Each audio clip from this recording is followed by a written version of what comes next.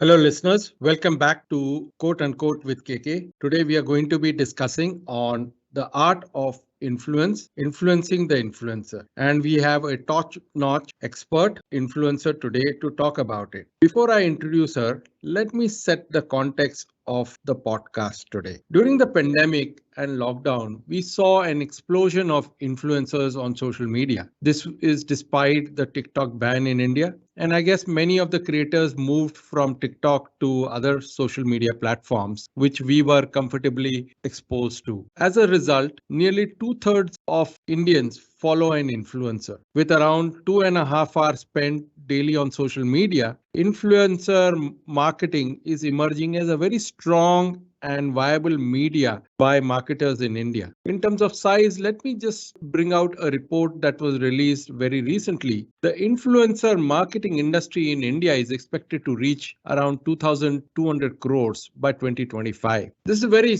huge and sizable. But on the flip side, we have seen an army of influencers who have emerged. As a result, we have seen new segmentation of influencers into micro, nano, and so on, apart from celebrity. On the other hand, what we are witnessing is youngsters who are sitting at home and attending college and school virtually also jumped onto influencer bandwagon. As a result, many of them want to adopt influencer as a career. With the race to create content and maintain eyeballs, we are seeing emergence of mindless, useless, crude and sexual, sometimes even bordering on fake. This mind-numbing short content is creating social disorders in the followers as well as the influencers. On the other hand, many platforms and services have emerged to create you as an influencer avatar. Of course, you need to have a lot of money and budget to spend on to become an influencer. So the issue is that all the participants, whether it's the influencer, the follower, the groomer, the producer, are they really happy with what they are doing? Are we heading towards a social malaise, a media influencer market crash? To discuss all these and many more issues, I've called my ex-colleague Jessie Paul, who was my colleague at Wipro and was the chief marketing officer at that point in time. And I learned a lot from her in terms of marketing from where I came from. Let me quickly walk through her profile. Jessie is an entrepreneur, investor, and board member and a marketing leader with 26 years of expertise across strategy, modern marketing. Jessie Paul has helped grow organizations from startup stage to global scale. She advises companies on their digital evolution so they can reach customers in the new tech-enabled ecosystem while guiding them on how to maximize scaling with their go-to-market and position. Jessie is the CEO and founder of Paul Writer, a marketing consulting firm that helps global and Indian clients with branding, positioning, and customer outreach. Her clients include Adobe, Happiest Mind, Indeed, Microsoft, Oracle, Wipro. She was global brand manager of Infosys during its hectic 10x growth era, headed marketing for challenger brand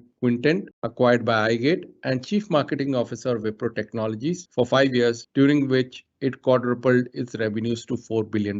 As an independent director on the boards of Policy Bazaar, Bajaj Consumer Care, Credit Access Grameen, Explio Solution, Royal Orchid Hotels. Jessie is also a prolific writer and she has written several books. Her first book was No Money Marketing, From Upstart to Big Brand on a Frugal Budget. This was a big business bestseller in India. Her next book, Marketing Without Money, an essential guide, was published by Bloomsbury in December 2021. Jessie holds an MBA from Indian Institute of Management, Calcutta, and a bachelor's degree from National Institute of Technology, Trichy. I know Jessie for a long years, and I can definitely guarantee you the discussion today on this topic would be very, very fruitful and lively. So welcome Jessie to Quote Unquote with KK. I'm glad to have you on our show. And let me start by asking you a basic fundamental question. Who is an influencer? And now there are different definitions of influencer, micro, nano, celebrities. How do you define influencers? And you as an influencer or influencer, how do you look at segmenting this whole market of influencers that have mushroomed not just in India, but across the globe? So, first of all, thank you so much for having me here today, Kapil, or KK as you're now known. And I guess you're an influencer yourself, so you could answer the question. But the last actual event or conference I went to was just before pandemic hit in 2019. And it was actually an influencer meet in the Philippines, and they were all travel bloggers. And it was actually a very different feel to a conference because everybody was out, dressed up, shooting, taking pictures, and they would be like up at 5 o'clock for the best possible shoot. And there were actual fights breaking out because someone had taken the best spot. So they were really passionate about what their followers wanted from them and how to deliver the best value to the followers. And there was actually a lot of tension in that conference because, they were posting from the same location, but somebody was getting more likes or more hits or whatever. That was causing a lot of FOMO amongst this audience. And in that conference, I actually did present a framework for influencer marketing that I called ICE. And it was basically, look, influencer is someone who influences. But that could be the person next door, or it could be someone who actually, if they do something, another 100 people do it. So there's a huge difference in the number of followers that they have. And when we say influencer today, we don't mean the auntie next door who says, why don't you cook your sambar this way and it'll be better? You mean the auntie on YouTube who has, 100,000 subscribers. And you think we have one that, Pummy auntie also. correct, right? So you think it's that. So that's a definition. But reality is influencer is anyone who carries influence. And because it also depends on your transaction volume. So if I want you to buy my sambar masala, you need to influence 100,000 people for you to move the needle for me. But if I'm selling Lamborghinis, if I can get Hrithik Roshan or someone to just drive a Lamborghini and convince one person, I'm kind of good, right? So it also depends on what am I endorsing and how big does it have to be. So that's the I part for the influencer. But I actually think that there is a larger market of who I would call curators, which is the C. These are people who, vet something and they curate experiences for their followers. So they are more like, hey, I went to Bali and, I stayed here and this is what was really nice for me. So you don't actually do something just because they did it. But if so-and-so says that they went to Bali and the resort was good, you have some trust that they aren't lying to you. So when you are evaluating Bali, you would consider their feedback. So unlike, Katrina Kaif goes to Mauritius and another 100 people run behind her, this person basically says, okay, Katrina Kaif went to Mauritius, you decided to go. Now you look at my blog and trust me when I tell you that these are the places you could consider. So that is second part. The third is endorser. So this is just anyone. I just give you a testimonial. I just go fill it up on Amazon or wherever, TripAdvisor, wherever. I'm a person who endorses a product. I may or may not influence you, but I give you a tiny bit of my credibility, whatever I have. And from a brand perspective, all three are required. You cannot get away with one. And that's actually when people say my influencer campaign did not work. It's because they went after just one element and not the other two. Because again, same example, if let's say Katrina Kaif has done her job and your curator has done their job, but unfortunately your TripAdvisor endorsements are all pathetic, you are still not going to convert, right? So that's actually why all three come together. So I wouldn't say it's nano or micro. That's a question of how many followers you have. But the different types of roles that they perform is what's important. Jessie, that's a great start. And you always bring up with your framework, and IC is a great template to start with. We'll talk about your book as well and the templates a bit later in our second part of our podcast. But Jessie, it brings me to the second issue. During the pandemic, there was a growth or the burst in the number of influencers, and maybe people were sitting at home or what were the drivers for that growth? I don't know. But also what we are seeing some reports about social commerce and all this expanding during the pandemic. Is this a trend that's going to continue with the marketers about this whole growth? And there are some numbers being thrown about how many billion dollars of influencer based marketing spend is going to happen, and that whole economy is going to boom by 2025. What's your view about this whole the art of influence, and who's going to build this whole influencer base in India, and is it so realistic? First of all, it's not a new thing. Okay, if you take the Indian context, there have always been the people who had what is called a trunk show. So I would bring Lucknowi chikan works, kurtas, or I would go to Singapore and bring some saris or whatever it was. But I essentially called you home and said, look, I've curated a bunch of nice clothes. Why don't you buy from me? And people would be, yeah, okay,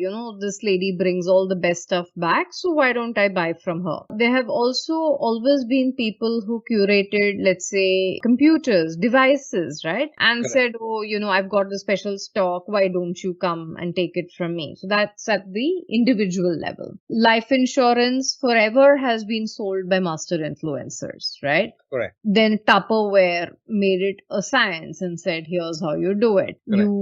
Host parties, whatever. So all that we have seen now is that these guys have moved digital, and because it's digital, they are able to approach a much larger audience. And there is no startup cost. So anyone can set up shop and say, hey, I'm an influencer. So during the pandemic, of course, digital adoption went up hugely. And therefore, anything digital would have also seen a rise, because rising tide, boat rises for everyone. And some of these were curators, some of these were influencers. And the pandemic also saw a rise in D2C brands. And this was again because, you had time to worry about the specific ingredient you wanted or the specific sweet from your hometown that you had to buy online. And you had a lot of time, and there were people now who suddenly had an audience for their very niche long tail products. Now, and it was partly because everything went online. So delivery costs, delivery infrastructure went up, and therefore D2C was made possible partly because of the pandemic. Now, D2C itself to a small niche audience, and therefore mass advertising does not make sense for it. Correct. So it actually has to also find a small niche publication,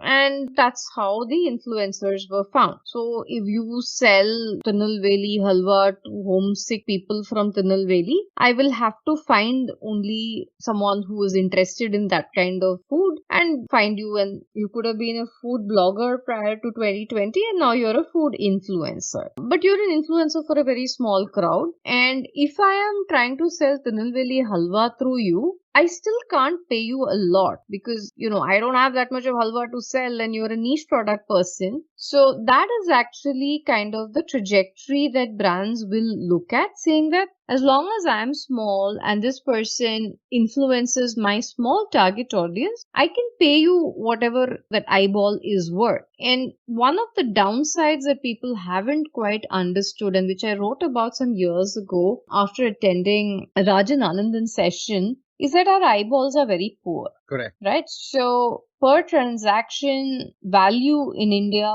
is pretty low for most B2C products. And if I have to pay for your eyeball, and again, conversion, everything is a challenge for me, then I don't want to pay you like a lot. So if I'm selling an object worth 1,000 rupees, and let's assume that my margins aren't that great, let's assume 500 bucks, I could spare maybe 50-60 bucks for you, which is still nice for you, no doubt. But then if I get 1,000 sales through you in a month, that's 60,000 rupees, and that's not bad, but it's not humongous amounts of money either. And if you can make do with 60,000, and if you're able to bring in like other products, then yes, you can make a living. So this is where the tricky part is, in that one is you need the empathy and the credentials to be an influencer, but you also need the business savvy to figure out how to find, maybe 10 products that you can influence and make that 6 lakhs a month. So I think that the story is kind of similar. I don't know if you've read Freakonomics. Have you?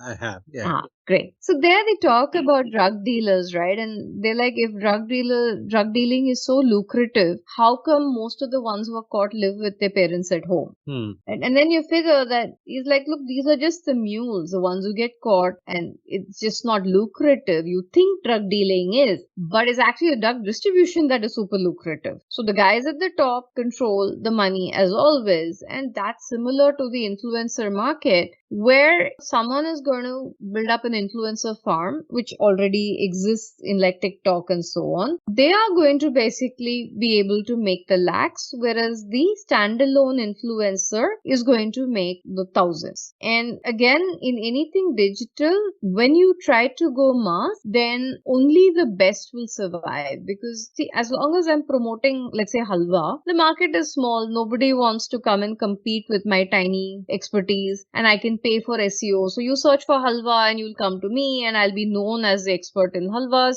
and you will choose based on what I recommend because I'll have a ton of feedback. But if I, let's say, want to be an influencer for mithai, then the market is huge. Other people will also want to build up their stuff, and therefore eventually we might get folded into the mithai conglomerate of influencers who try all possible mithais and give recommendations, etc. So finally, I think the end game is that we will end up with either master influencers who employ baby influencers, or with a platform which basically manages all of this. And already, if you see it, I mean, Facebook makes more money on influencers than anybody else. Oh, yeah, correct. So I know that you like mithai, and now I will just bombard you with ads for mithai and you'll buy something. It's just not Facebook, it's also Amazon and their ads across Correct, yes. that keep coming in. You talked about the mule, and here's the whole issue about the mule. Now, during pandemic, a lot of college-going kids were sitting at home, and somehow one of the young boys sitting at home became an influencer and got a couple of thousands of followers. And suddenly that mule is influencing his own friends who also want to become influencer at the cost of giving up their college education. Now that's another quasi form of a drug trade now, which is now picking up on your example. What do you see? Is this something the younger generation is picking up, thinking that they can easily become influencer by followers? And I've been approached for my podcast show also, that we can bring you XYZ number of followers, and even Facebook has said promote this and we'll give you so many XYZ likes. Is this trend going to lead to solid curated influencers, or you just going to have this whole wide base of influencers who have just cropped up, but there are no takers for them, or even a halwa wala will not even think of saying that why should I pay all halwa for me? So that's how what you talked about, the lucrative part of it. Is it a career at this point in time for some of the youngsters who aspire to be influencers for life? And what is their influencer and influence and the content that they're bringing in that could sustain them for their career is a big question and a social issue I find amongst the youngsters at this point in time. What's your take on this issue? So I think, look, anything that promises you fame and fortune, it's always attractive. And so that's never going to go away. I mean, once upon a time, people wanted to be a movie star or they wanted to be a model, but it was pretty hard to clear the entrance, gateways into these roles. But still, people tried, right? There are so many famed actors and actresses floating around who have spent their whole years in the industry never making it big, but they're still happy to be a part of the industry. So I think we will see a similar shakeout with influencers. And the problem also, I think, depends on hard skills versus soft skills. So if I'm a photography influencer and I'm a genuinely great photographer, I foresee a longer life for you than someone who just says I can curate fashion tips for you. Because then tomorrow when someone else comes up with a new trend, I am in danger. Whereas like a fashion designer is always likely to have their own following only because they've established themselves as a designer. So hard skills start to matter. So for example, you want to run a business podcast, sure, you can run one because whatever, you've got a good personality or a chatty person, that's great. But if you're not already a celebrity, you better have a business enterprise to kind of back it. So if you look at our business influencers, most say that, oh, I've been successful and sold a company, etc. And therefore you should listen to me when I talk. The exceptions are those who say youngest, whatever, entrepreneur, influencer at 21, and he's a famous speaker with 1 million, whatever audience and so on. And you're like, yeah, but what exactly, why should I listen to you? Because you haven't got any proven success. So, I mean, the messaging sounds good, and the first time I will listen to you, but I can't see how they would sustain it beyond a point because there's no hard skills behind it, right? Correct. So today I see, is it a good idea to try your hand? Of course. And some of them will be successful. And again, your downside is not much. If you don't drop out of college, you're pretty good. So my daughter also wants to be an influencer. She wants to be a makeup influencer, and she looks at Jeffree Star and says, oh, wow. So it is a potential career. And she's right. It is a potential career. And if you are able to make it, good for you. I think that really speaking, all of this falls into the creator economy. And while influencer itself may or may not rise, I think the creator economy is definitely rising. So I may not make it as an actual influencer, but I can make it as a curator and a publisher that people may be willing to support, not just like as a Patreon donation, but maybe you'd be willing to, let's say I hold an experience, a makeup night or whatever, you probably will show up for such things. And I think that's where the business skills start to come to play. So it's not just the hard skill, you need to have the soft skill. And therefore you may also find that a pair is it's an organization, it's not an individual, right? So the LIC behind them. Nice. That's a great message to some of our youngsters who think it's so easy to become an influencer. Let me talk a little bit about the negative aspects, because many of the people have approached me to understand what does it take to make a podcast and then take it to the world, and what are the steps. And I have actually written a blog about it saying, okay, here's the template, go and use it if you are so aspiring to do it. And obviously you start with 1 or 2 episodes and then you drop off. So sustainability also is a big challenge, and it comes at a personal cost and time to us. I wouldn't call myself as an influencer. You are an influencer. I'm more like a curator category guy. Curators here. Kim Kardashian is an influencer. I learned a lot from you at Wipro days. I came from a consulting background, and my ways of marketing and what I learned at KPMG was a very different ball game of consulting services. But when I see you coming from Infosys and the type of things that you did at Wipro, definitely, I look up to you as more as an influencer. So coming back to the whole topic, Jessie, what do you think? There's a lot of fakeness now coming in because people want to sustain it, and there's a lot of fake content now that is coming in, or peddling of fake news, or adding something around certain things which are half truth or which are not true. Are there some ways where marketers and the whole curation industry need to also get self-regulated? And what are your thoughts there? I was listening to actually a Joe Rogan podcast, okay, because people said, oh, he's got so much following, and correct. I have mixed views on the quality of that podcast, but it was interesting in that they talked about the Twitter ban on Donald Trump and, similar. And they said, really, the principle is, do you need to protect the moron? Right? Because some of these fake things are apparent to everybody except someone who is a moron, one way or another. And in order to protect the moron, do you need to spoil the party for everyone else? And that's actually an interesting debate that we too will have, because the problem lies in that you can regulate a brand from not making a false claim, but you cannot stop me from saying I use this product, right? So now I look beautiful. I choose to put snake oil on my skin, and I genuinely have put snake oil on my skin. I provide an endorsement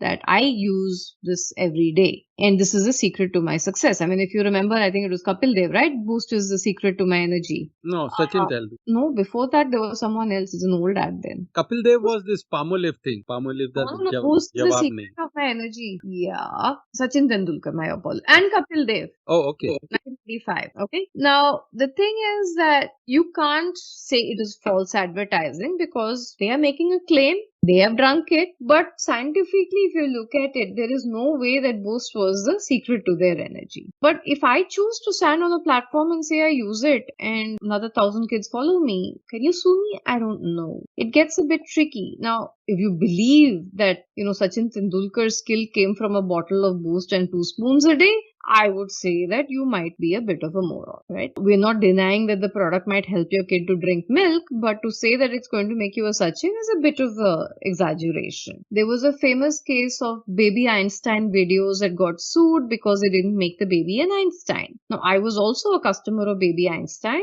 but I came in with the expectation that it will make my child eat food, which is a necessary, requirement to someday grow up, forget being a genius. And I was not going to sue them because my child did not become a genius, but they won that court case saying misleading advertising. Now, any product that we have that sells itself beyond functional attributes is actually false. So if I've got a bottle of Evian over here. Yeah, it's just water, right? But you've told me a bunch of stories and made me pay a bunch of money and it's beautiful packaging. Now, if I say I drink Evian every day and it refreshes me, it's true. Could you be refreshed by tap water? Absolutely true as well. So I don't know where you're going to go with, legislating it. I know that, there are things that are legally incorrect and wrong, and there definitely they need to be prevented. Similarly, if you think that they're getting money to deliberately spread a false rumor, like they know this thing is going to make them sick and they're going out and saying, no, it will make you healthy.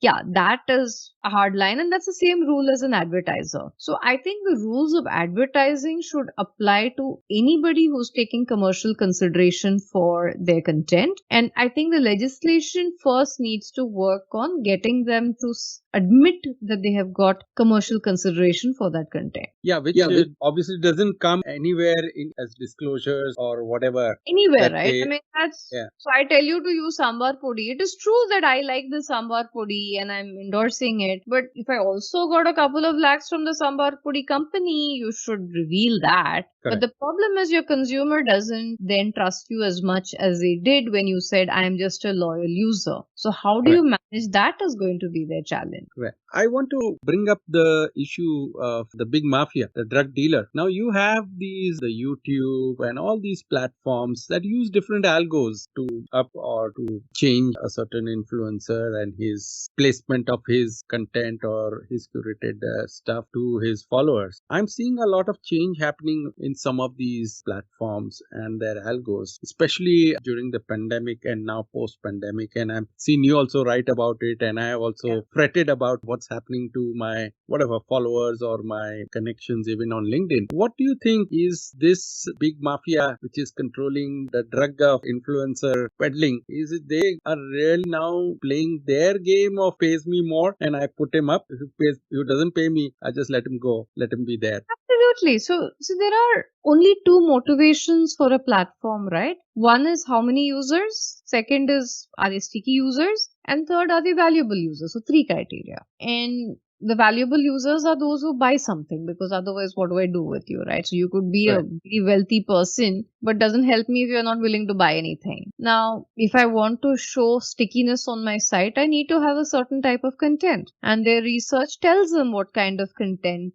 is sticky. So they will invite you. There is only a certain kind of content that brings you back every day. So let me put that type of content. And third one is I have to find products you're willing to buy. They may not be the best of products, but I have shareholders to keep happy. So those are the 3 criteria for any business. I will do it legally, I will do it ethically, but factors, I have my shareholders to feed. So absolutely they are controlling. And if you look at it, so LinkedIn now has a creator program where they suggest topics for you to write about. And the moment you write about those topics, you definitely get a list for your post.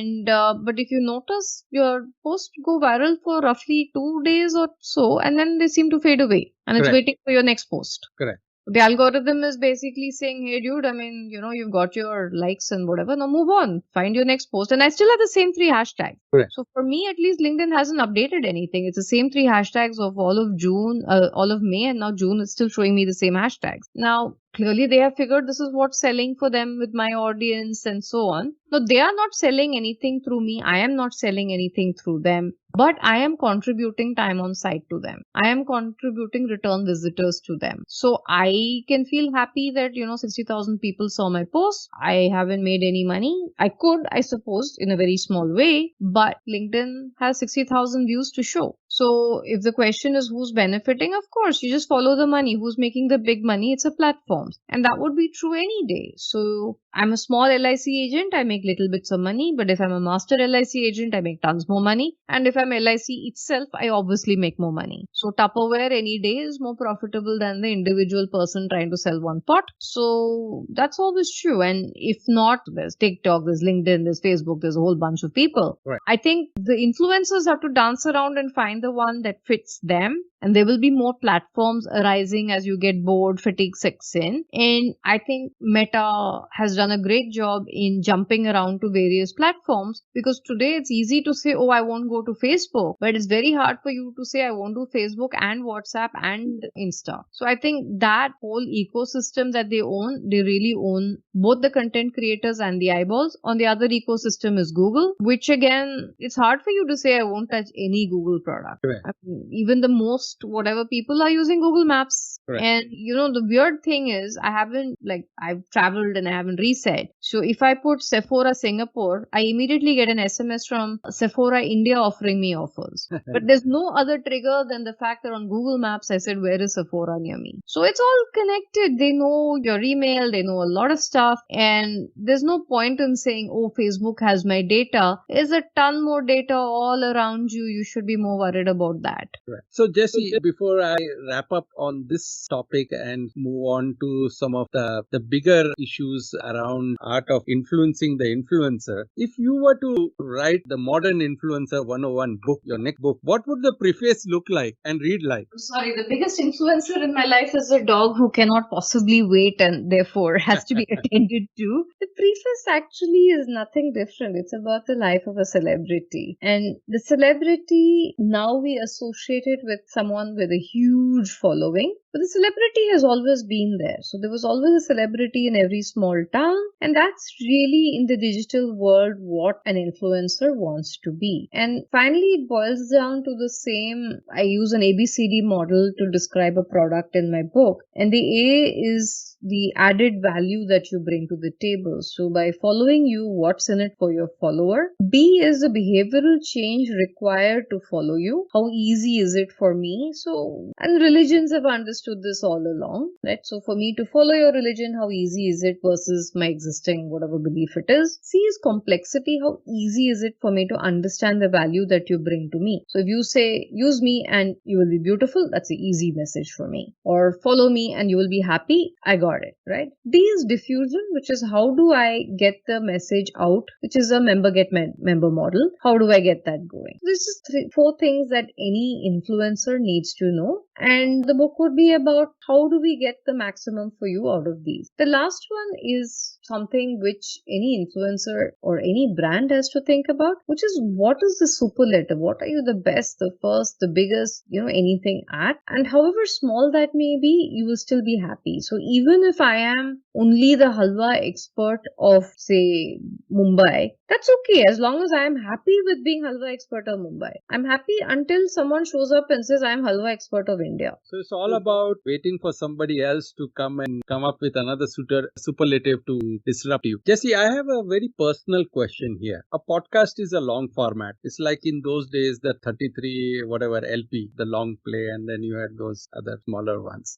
The world is now going on this sort of short content, TikTok kind of a thing. Do you think podcasts and these long content and our blogs and whatever we write and spend time researching, is it going to all die? Or should we even now, we also need to pivot our own thing to, okay, hi Jessie, bye Jessie. Yes. So it's something that actually I have been writing about and thinking about. And research says that it's not the form of content. So whether it's a 2-hour video or a 2-hour whatever it is one. But generally speaking, snacky content is junk food for the brain, and there is research which says that it won't physically rot your brain, but very close to it, because over time it just numbs your brain to a point where Right. it cannot process anything. And I wrote about it in last week's newsletter that the amount of information on the information highway has just multiplied like crazy. Unfortunately, it all ends up really in a dirt track, which is our brain, which hasn't changed at all in like centuries or thousands of years or millennia. So we don't have any gatekeepers. And the reason why short form content is now hot is that so much of information and someone has parceled it into what I think is a shorter version.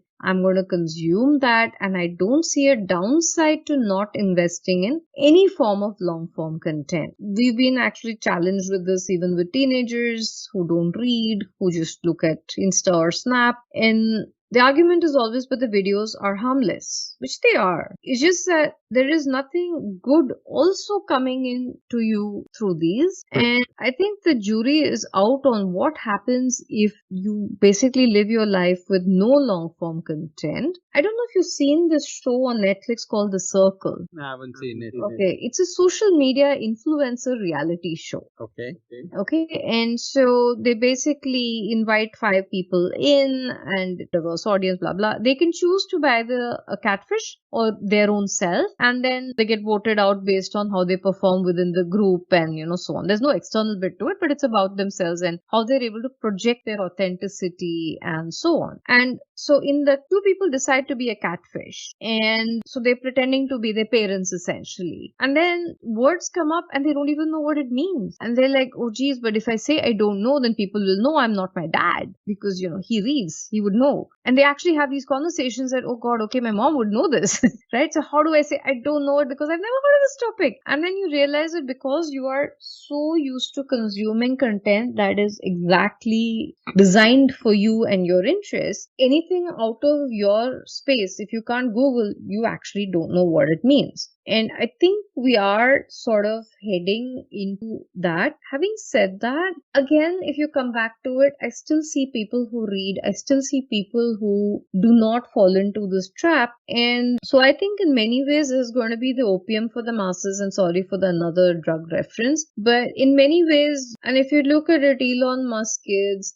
Zuckerberg's kids, Apple founders, Steve Jobs' kids, they were not allowed access to social media. Correct. Right? And they are put into, Elon Musk's kids are homeschooled. All of that can happen. And then you're like, okay, so by definition, if you live their life, you will be poor. And if you are able to escape that mind-numbing consumption, you could be rich. So is there a market for blogs, etc.? No, it's much smaller than it used to be. I would definitely say that. Just as if I just see the news about Ukraine, it gives you a very, yes, it's bad. Of course, it shows that it's bad. But you don't understand the history. You don't understand why. You don't understand the implications of this globally. Because I just see the TV news scrolling saying that, one more missile landed on Kyiv. So Right. I won't have the depth because I didn't actually read a proper publication and I don't want to. Or I should have the knowledge to say, hang on, another missile landed in Kyiv. Should I research this and figure it out? But then I would need to have a paid subscription to some decent publication. It's quite complicated. So we are this mind-numbing thing. We are both losing the depth as well as the width also. It's right. Yes, bomb has fallen on Ukraine. Okay, I Okay. feel bad now. Yeah. So I will say sad, angry face. And then the next feed has come up already. So as long as I'm in a position that it does not matter, it's okay. So I could be, let's say, working in a McDonald's in Bangalore. I could exist like this without any serious harm to myself. But it's surprising. We had someone we knew quite well who fell for a classical Nigerian scam. And it wasn't even like it was some other country or something. It said, I am from Nigeria and I want to sell you a consignment of stuff at cheap rate and send me the money. And he did. And he was like, you haven't heard of the Nigerian mail scam? No, haven't. And before sending your money, you did not research this? No, did not. And so that's the crux, right? So I could live peacefully as a McDonald's server, not impacted by my choice of content. But if I have aspirations beyond that and I decide that, hey, this mail has come and it says I could get rich quick, or it says become an influencer by investing 10 lakhs with me, oh, then we have a problem because I don't have the tools to even understand whether this is scam or not scam. I want to wrap up on this part is all the negative aspects, the socio-negative, socio-psychological addiction, relationship, all this self-promotion that I'm seeing, cyberbullying, body shaming, mental health, and all these FOMO. All these are things that I keep seeing, and now people are talking it maybe on a one-on-one discrete level. But this is a influencer pandemic, maybe a few years down the line, funded by our marketers, is going to hit the user. How do we control this right now? Because happiness of the people is at stake, and my podcast is on health and happiness, and this intersects both those aspects. I would love to get your view before we talk about other aspects of marketing and influencing the influencers. So I don't see digital makes it accessible, but the content was always there. The human nature was always there. So if I look back to college, if I look back to school, were there all these aspects? Of course it was. We have in India always had people killing themselves over celebrities, killing themselves over a movie star, killing themselves over politicians. So if there is an underlying need, I think there is someone willing to exploit it always. So that's not new. I think the volume and the frequency have increased because you are making yourself available to it. So I've also been writing about this, saying that, so when I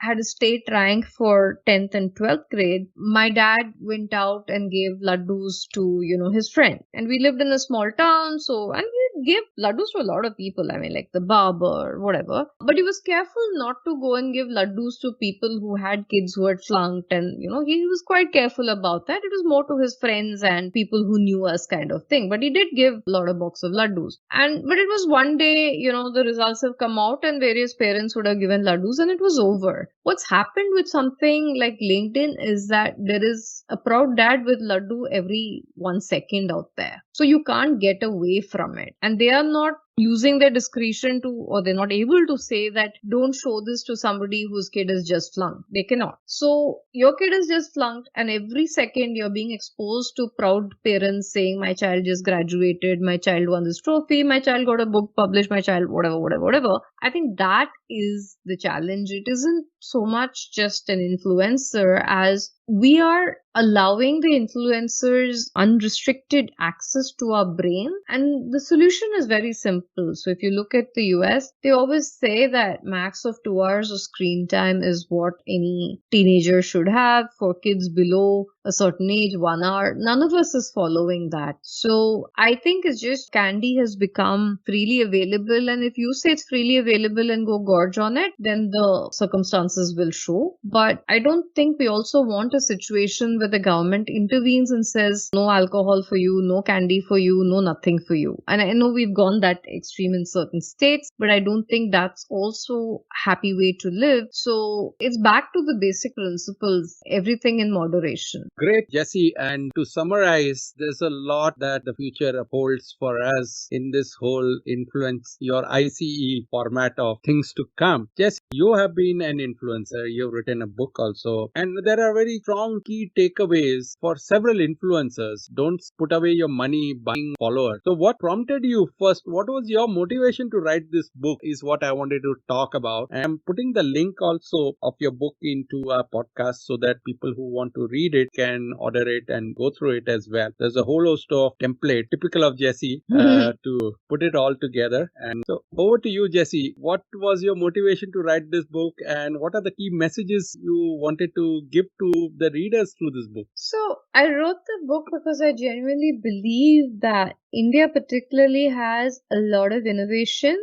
but we don't really have a lot of marketing talent available. And that's because we're growing so fast. So it's basically the differentiator for you and your idea will be whether you're able to market it correctly. And I don't mean the advertising bit, but in terms of actually doing that ABCD model and prioritizing your audience, so the science of marketing, shall we say. And there is no way that we can produce a number of marketers required for the number of brands that are sprouting. So your best bet at success is that you as a founder or the CEO of your organization start to brand your stuff. Because the other challenge is that even if you're a reasonably large organization, you may not be able to hire a top class marketer because the market for a marketer is global. So I could be a great marketer sitting in India but working for a nice American consultancy firm. So the available pool of talent is really small, and that's why I wanted to put together this. It's sort of like a DIY book for someone who wants to build their brand, and I would assume the readers would be two categories. Either you're a brand owner who wants to understand what you could do to improve your brand or to get more customers, or you could be a marketer struggling, saying that, I need some advice on how to get it going because I haven't done this for so many years, or it's a new type of product, so I want that. So that was the motivation behind writing the book. And the reason for the templates is that it makes it easy for someone without too much prior experience to also just do this for themselves. So, Jessie, I have invested in a lot of startups. Some of them have become unicorn, have exited also some of them. And most of the guys in the startup arena are all techies. So when they want to do marketing, their first ABCD itself is what they don't understand. They know the tech, they built a product, but sometimes I see a great product, but no clue of how to take it to the market as well. And that's where your book also fits into some of these startup entrepreneurs and the ecosystem, as well as to how do you really understand. Sometimes met a founder, he has built a great product, but it's so narrow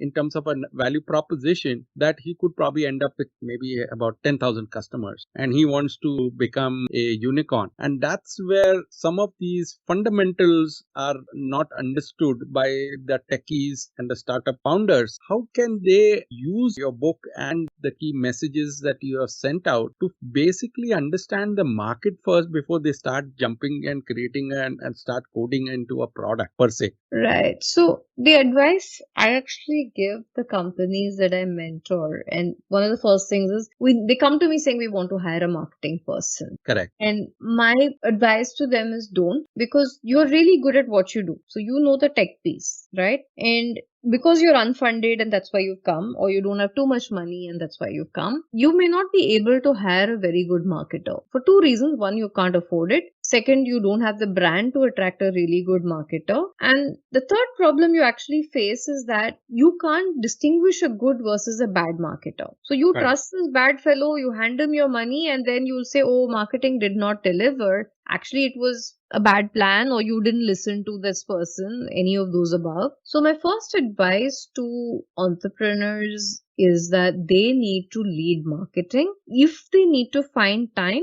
they can hire someone to do the bits of the job they really understand well. So if it is coding, hire somebody to help you with the coding, because you can spot bad code. You can't spot bad marketing yet. So you take control of marketing, you sit down, read my book, read a bunch of resources for B2B, for SaaS. SaaS Boomi has a lot of stuff. I find Freshworks actually has a ton of very good content on their site. Salesforce has a ton of good content on marketing. There's tons of resources for you if you define your problem correctly. But first, you have to hire a consultant. That's also great. But you have to actively get involved in creating your marketing plan. Then you can hire somebody else to execute it for you. But otherwise, it's like outsourcing something you don't understand, and you would never do that. And so my answer is, you'll never become big or very profitable without marketing. You may think it is possible, but that's because you haven't understood that, marketing is in a lot of things we do. So people say, oh, but I don't do any marketing. But even if you give an interview to a publication, that's marketing. By just showing up for a meeting with a presentation, that's marketing. So the difference between doing it as an amateur and doing it with a structure in place is that you will just get more return for your time and money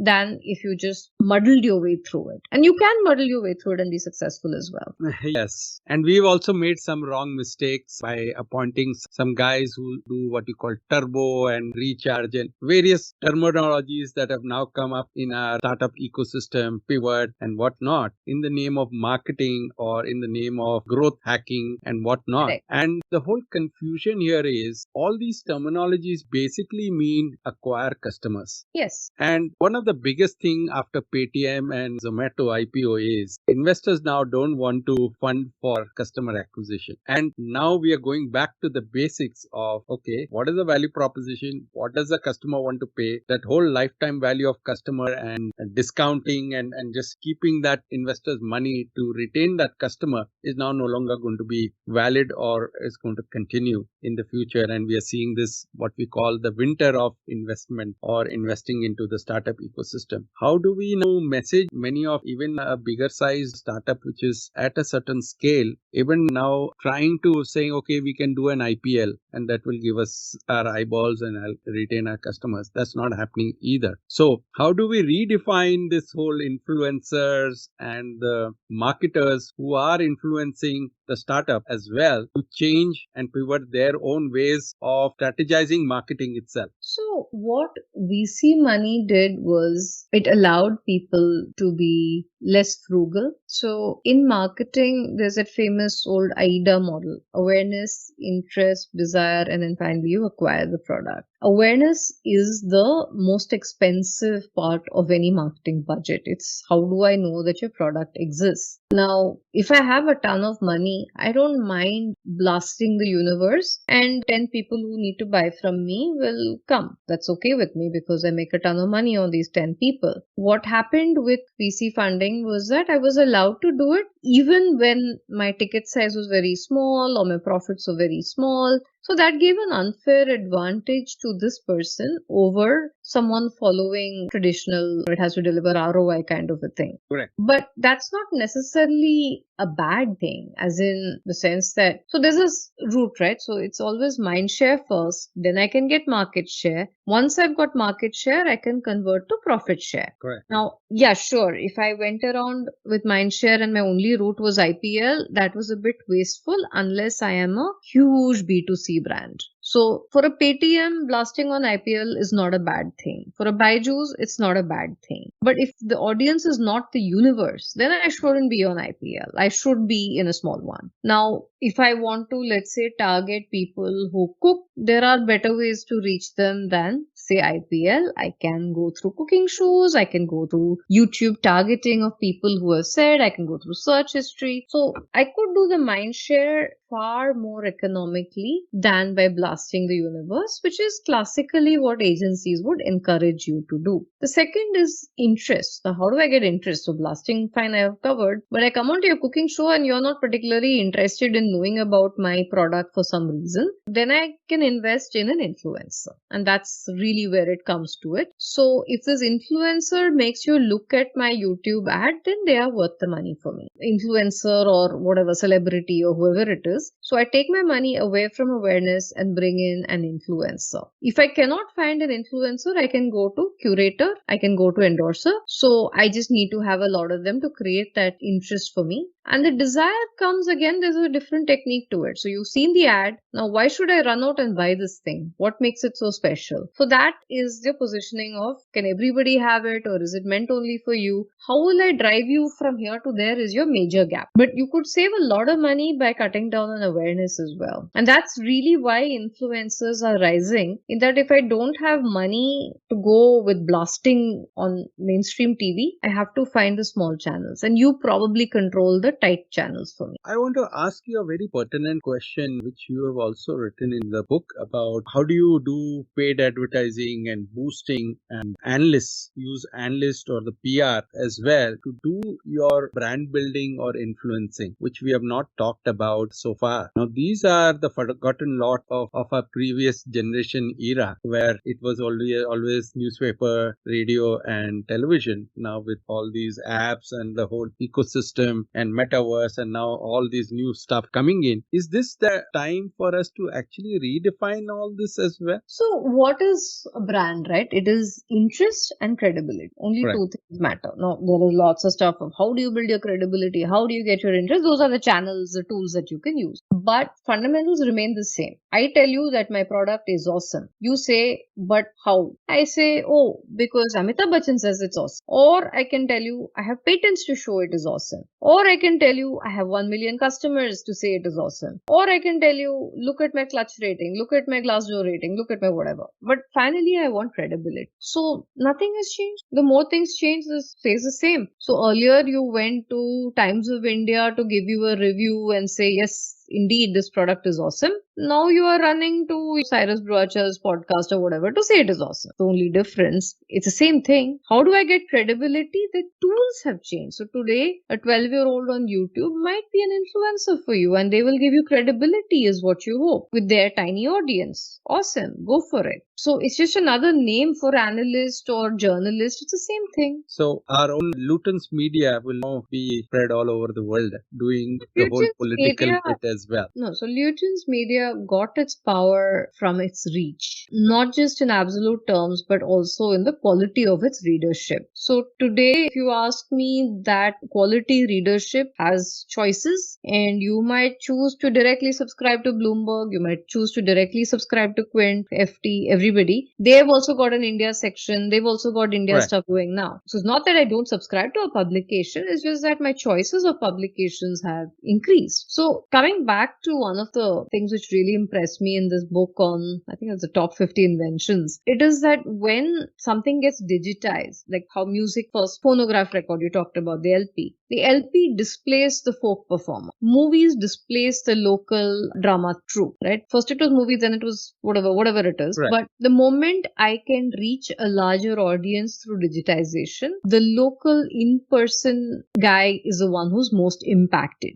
So if I can Dunzo or Zomato or Swiggy or whatever my food, the main sufferer is the restaurant next door, who I would have gone to because I had no other choice. Same with the Kirana store. He is the major loser because now I'm able to order from the global best. So just like that, whether it is journalist, analyst, influencer, whatever, the biggest threat comes to those who are in the middle. Because the top guy is going to come and seize your audience. The bottom guy doesn't matter because he also has a very tiny audience. He's willing to live on his tiny audience. So he'll still survive. So the ironing guy will not get disrupted because you still want your shirt done. It doesn't matter much to you. You prefer your building fellow. You're not going to invest in a big laundry service. Got it. Right? So, But the middle-sized laundry service, that's going to go to Urban Clap or somebody else because you're like, it's just easier to put it on the app. Jessie, I have a question before I wrap up as well. You see now this whole Web3, which is around the corner, and a lot of the trade and transaction and the whole transmission would all be now very well documented and be on the back end of the blockchain or the chain, whatever that is going to be created on the technology platform. Does that mean that the traditional marketing, media and channels would also have to now re-architect themselves, or it's now the digital future? Yeah, honestly, the blockchain matters to certain categories of products because I know NFTs are the rage and everything, but I don't know anyone with an NFT. It's cute. It's like an art thing. I know people who own MF Hussein, but it doesn't really trouble me too much that I don't own one, right? So, of course, it will go up. And there are things where like a resume, I would definitely want security, banking, yes. But like my Dhobiwala, do I want security? Not particularly. My Physical Swiggy security. order, Zomato order, not so worried. So I would not worry. I mean, it is another means to generate trust in the ecosystem. Of course, go for it. But today, if you look at it, the fraud that I'm afraid of is not in the final transaction. My fraud is actually coming from the information. So I would look more at, so this is fine, it is a trend, it's going to happen, yes, great, but it is not going to be transparent to the user. It's more likely to be like a security chappa given saying that this site is whatever compliant and you can be sure and you can look after your stuff. Yeah, great. But I think brands which are able to give me some way of knowing that their communication is audited, that would be more interesting to me. So today, I struggle on every grocery site to read the ingredients. On every beauty site, read ingredients. And I don't understand what it is. If a site was willing to give me a little bit of information and make it large size and say this contains this is this, here are products that do not contain sugar, these are products that don't contain soda, whatever. If you categorize it that way, I would love that. If there is an influencer and I'm able to, and Unilever says this is a Unilever endorsed influencer, oh sure, that gives me some safety security with them. So I think Web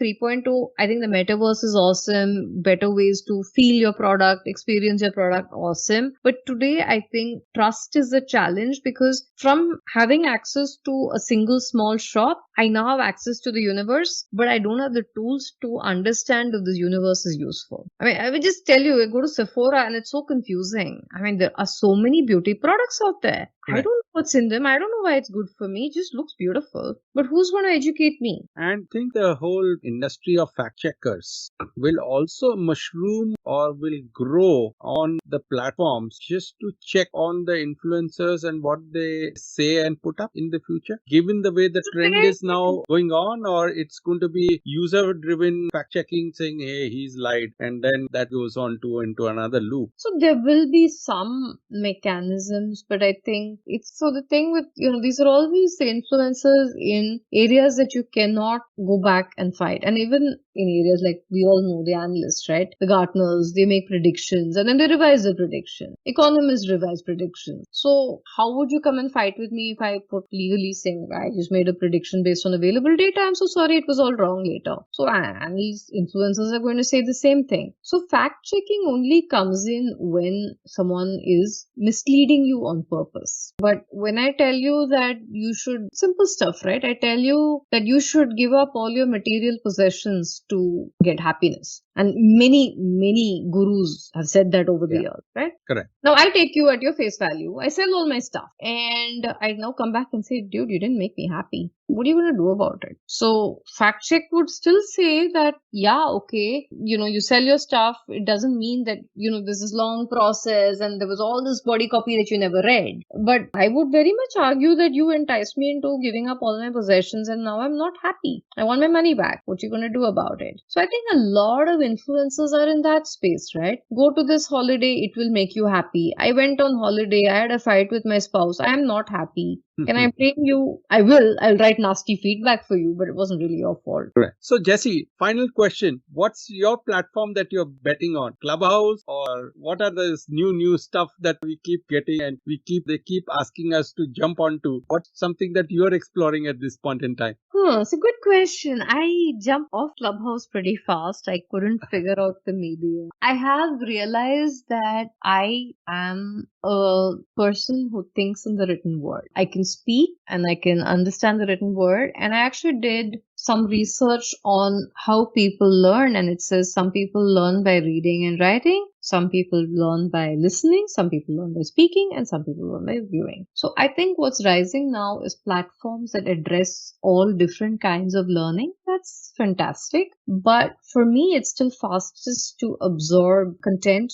through written word. I am, however, trying to get back into listening, because I do remember as a child listening to stories on BBC, and it is useful as a second activity. So when you're doing something else to listen to a podcast, you can do that. I think that is where I am looking for a podcast to fill up some of the time. But based on discussions on LinkedIn, so one is I am spending more time on LinkedIn. I find it to be a useful platform. The thing I've kind of made a decision is to go back to long form reading. So yesterday I actually took 2 hours out and just read Hans Rosling, How I Learned to Understand the World. And because I realized that while I was writing about it on LinkedIn, I too have completely gone into, very small snacky content. I haven't read a book in a couple of months at least. So I've gone back to reading, and I think what happens, and the long form content can be a movie, it can be whatever of your choice, or a podcast. I think the difference is that long form content takes you to another world, and none of the snacky content is able to do that for me. And I think that's really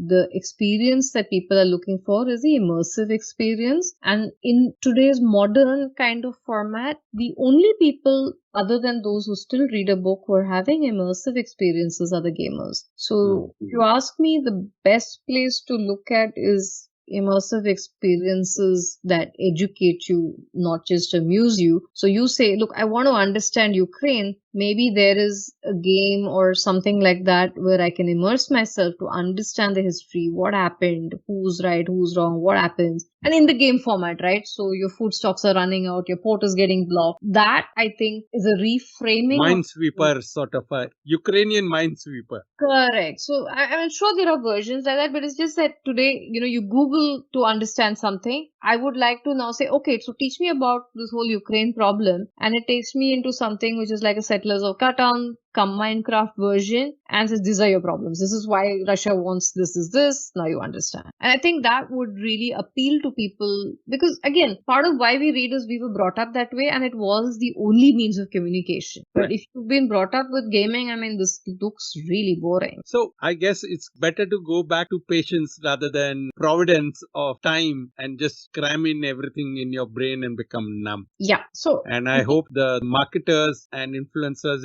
like you turn the trend as well. thank you, and it's been great having this conversation, and it's long form, so fantastic. I always believed on it, and when we started it as well, it was to understand and address the issues of COVID and its impact on business and leadership, and it's kind of moved across. But Jessie, I really appreciate your time and talking to us. As usual, very informative, very analytical, and I wish you all the best. Last question before I go. What's your next title coming out? I don't know. I need a name for my podcast, so that's what I need to crack. Can I send you one? Absolutely. Although you have the marketing booster shot, you could actually continue with that brand itself. And I really love reading it. Thank you. So yeah, that's my next title then. Great. So join the gang. We Thank have you. a common inspiration as well, who inspired me to start the podcast. And you also worked with him. And I'm sure there is a blog also. I'll send you a link. Sure. But thank you so much for Thank spending you. this time and having this energized conversation. I hope many of the influencers now have an influencer who can talk about the art of influencing. So thank you so much, Jessie. Thank you. And before I let you go, I'd love to thank our sponsors and our team, which has put all of this together. And people like you motivate the long format, because it's helped me read their book and then bring them onto a conversation onto our podcast as well. So I continue to make the long format and stick onto it as well. Thanks, Jessie, and safe travels. Thank you. Bye-bye. See you Bye. soon.